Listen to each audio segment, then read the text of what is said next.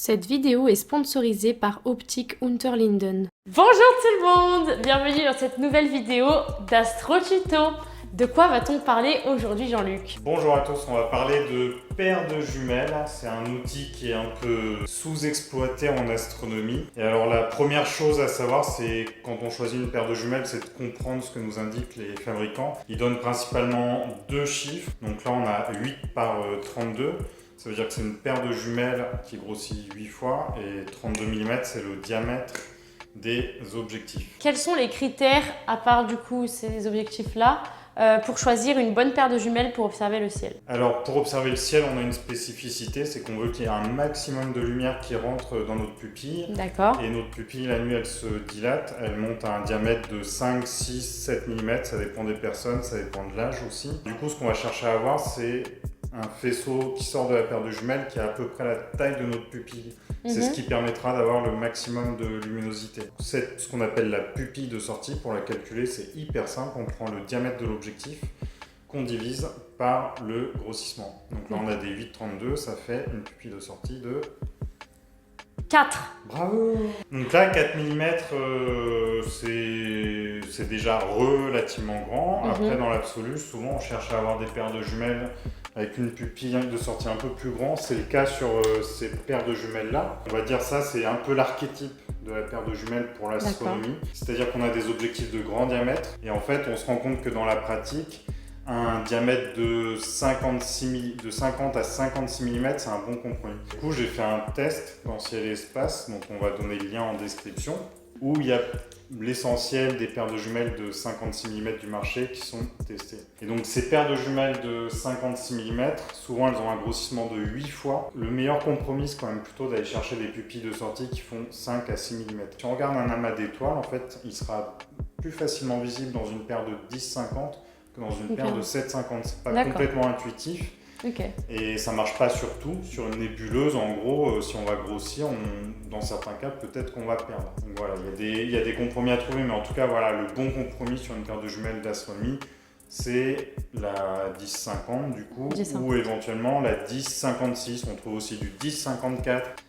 Donc allez voir ce test des paires de jumelles de 56 mm, il n'y en a pas tant que ça et il y en a un peu à tous les prix, hein. Ça peut démarrer très bas. Une autre chose importante qu'on n'a pas précisé, en fait, si on regarde ces deux paires de jumelles, bon, elles n'ont pas la même taille, mais elles n'ont surtout pas la même forme. Ce qui donne la forme, c'est le type de prisme employé. On en parle dans la vidéo sur les accessoires indispensables à avoir quand on débute en astronomie. Je vous invite à aller la regarder. Le lien est en description et s'affiche ici ou là.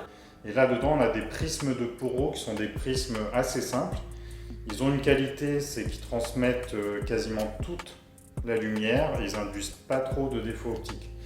Là, dans ces paires de jumelles, toutes les paires de jumelles qui sont droites, en général, on a des prismes qu'on appelle de Schmidt-Péchant, qui sont un peu plus compliqués et qui induisent des défauts optiques. Et en fait, pour les corriger, les fabricants doivent mettre des traitements en couches minces sur les faces du prisme. Là, je ne rentre pas dans le détail, mais il y a en gros deux problèmes à corriger. Et il y en a un de dégradation de l'image et l'autre de transmission de la lumière qui n'est pas à 100%. D'accord. Donc ça, pour le compenser, il faut beaucoup de traitements. Et en fait, une paire de jumelles de ce type-là, en général, si on veut qu'elle soit qualitative, ça coûte plus cher. C'est-à-dire qu'on ne va pas mettre moins de 200 € quoi qu'il arrive dans une paire de jumelles de ce type-là. D'accord. Et si on veut bien faire, il faut plutôt aller vers une zone de 400 à 500 € pour ce type de jumelles. Par contre, avec le prisme de Porot, lui, il n'a pas besoin de traitement optique, donc, et il est facile à fabriquer. Moi, celle que j'aime bien, c'est la Bushnell Legacy. En 10,50, il n'y a pas beaucoup d'offres en fait. Faut bien avoir en tête que c'est une paire de jumelles plutôt orientée astronomie. Et elle n'est pas très chère celle-ci en plus. C'est une des plus accessibles. Celle-ci, ouais, elle est en dessous de 200 €. Et l'intérêt, c'est qu'à ce prix-là, on a un bon rapport qualité-prix. Après, ça reste des Bushnell, c'est des produits quand même plutôt entrée de gamme, on va dire. Donc ça veut dire que ce ne sera pas ce qu'il y a de plus costaud mécaniquement. Il va falloir éviter de les faire tomber.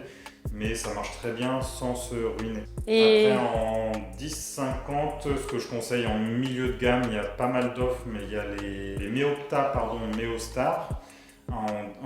Donc on doit les trouver en 8 et en 10,50 je crois. C'est fabriqué en Europe et c'est des jumelles de très bonne qualité. Donc là le budget il est un peu plus élevé. On peut aller vers les grandes marques Leica, Zeiss et Swarovski. L'une des meilleures paires de jumelles du marché dans l'absolu, c'est la Swarovski 1050. Leica, ils ont ce qu'ils appellent la duo vide. Elle est assez rigolote. C'est une paire de jumelles qui a 2 grossissements. En fait, il suffit de tourner une bague sur chaque objectif et on peut passer de 10 fois à 15 fois.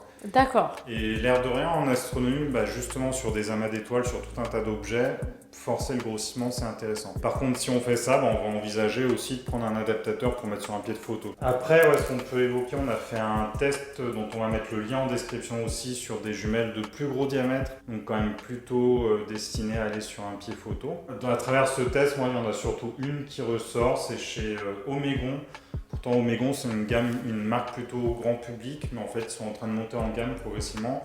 Et typiquement, sur leur grosse paire de jumelles, le produit est vraiment qualitatif. Et après, ce qu'il ne faut pas négliger pour finir, c'est la paire de jumelles un peu standard, en fait, où là, il y a une offre incroyable. C'est les paires de jumelles de 42 mm de diamètre. C'est vraiment le gros du marché. Et en fait, si on les prend avec un grossissement de 8 fois, ça se trouve, 8,42, on a une pupille de sortie de quasiment 5 mm. Et en fait, c'est adapté pour l'astronomie. Surtout, pourquoi pas si on prend une paire de jumelles haut de gamme, comme celle-là, on va avoir une transmission de lumière qui est très haute.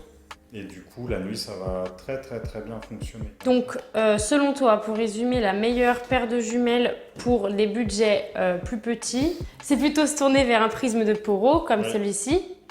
Et si on veut plus que la performance et qu'on a les moyens de le mettre dedans, plus vers un prisme de Schmidt-Peschian.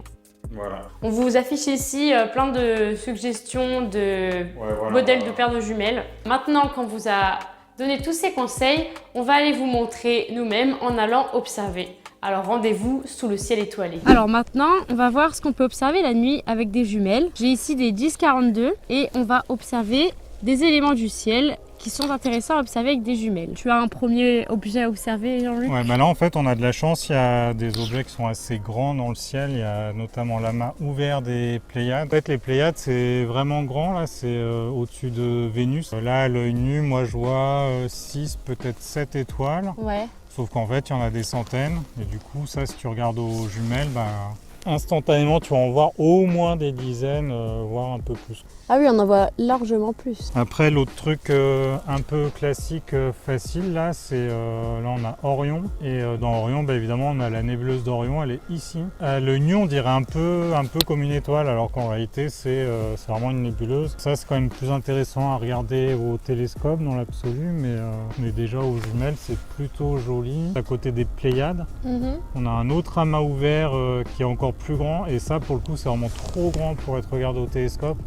Ce qu'on appelle les Hyades. Donc c'est un peu centré sur l'étoile Aldébaran et quand on pointe, on vise Aldébaran, on voit qu'il y a beaucoup d'étoiles à cet endroit-là. C'est un gros bout de la constellation du Taureau. En fait c'est typiquement un objet qu'on peut apprécier plutôt que aux jumelles. Après le truc le plus classique en fait, le plus gros dans le ciel finalement. La Lune, à l'œil nu on voit rien, mais avec une paire de jumelles, en fait, on voit déjà énormément de relief. On voit pas mal de cratères. Et donc du coup, quand on tient quand même à la main une jumelle, ça tremble un peu. Est-ce qu'il y a une option pour que ça tremble moins? Oui, en fait, sur toutes les jumelles, en fait, on peut mettre un adaptateur pour un pied photo. L'adaptateur, on peut le fixer sur le pas de vis qui est à l'avant de l'axe central. Si c'est pas le cas, il faut regarder, c'est que c'est un truc spécifique à une marque et d'autres fois, il y a d'autres adaptateurs, ça peut être avec des sangles. Et donc, le gros avantage, tu vas voir, c'est que là, on a regardé les Pléiades à main levée, c'était joli, mais si je les mets sur les jumelles, on va pouvoir vraiment plus avoir cet effet de tremblement. Oh waouh! Et là, en fait, on va aller sur la Lune. Tout à l'heure, tu as regardé avec des jumelles qui grossissent 10 fois, donc plus qu'ici. Et là, on est seulement à 7 fois dans celle-ci. Et malgré tout, en fait, on voit sans doute mieux qu'avec les jumelles qui grossissent 10 fois. Carrément. Après, la Lune en tant que telle, évidemment, si on regarde dans un télescope, c'est mieux, on va grossir plus et tout. Mais le truc, c'est qu'une paire de jumelles, presque tout le monde en a chez soi. Enfin, peut-être pas tout le monde, mais en tout cas, on va en trouver facilement. Ou si on n'en a pas soi-même, peut-être que dans des proches de la famille, des gens ont des jumelles, alors plus ou moins haut de gamme, ça, faut voir.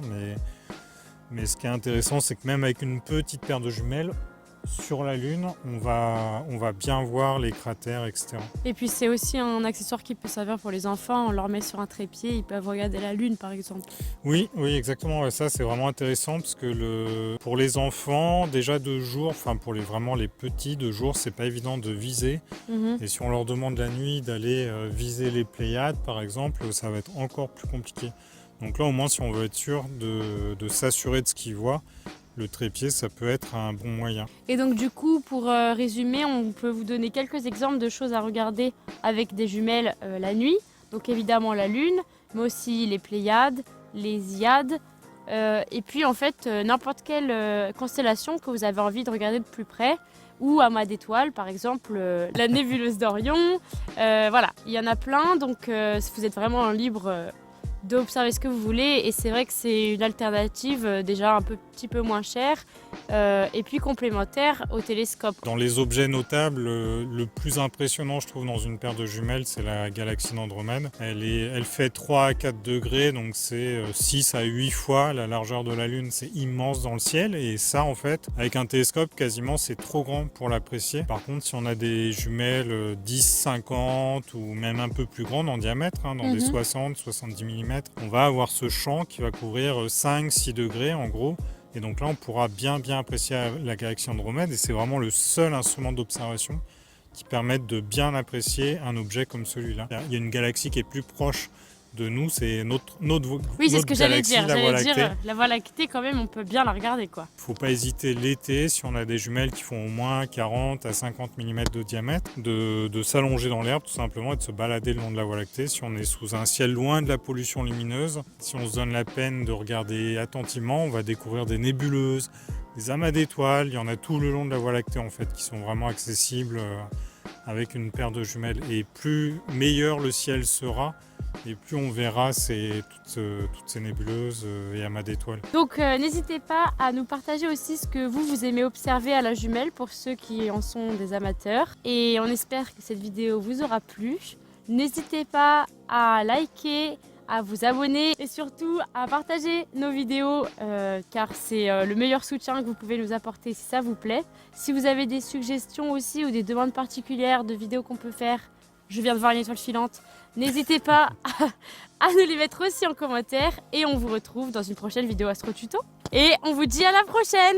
À bientôt et bon ciel! La série Astro Tuto est sponsorisée par Optik Unterlinden.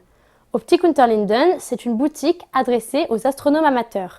Sur leur site en ligne, dont le lien est dans la description, ou dans leur boutique située à Colmar, vous pourrez trouver tout le matériel qu'il vous faut. Pour faciliter vos observations aux jumelles, aujourd'hui, on vous offre un code promo. Sur leur site, pour tout achat d'une paire de jumelles, avec le code promo jumelles tout simplement, vous aurez un support de jumelles Kepler pour trépied photo. Bonne observation!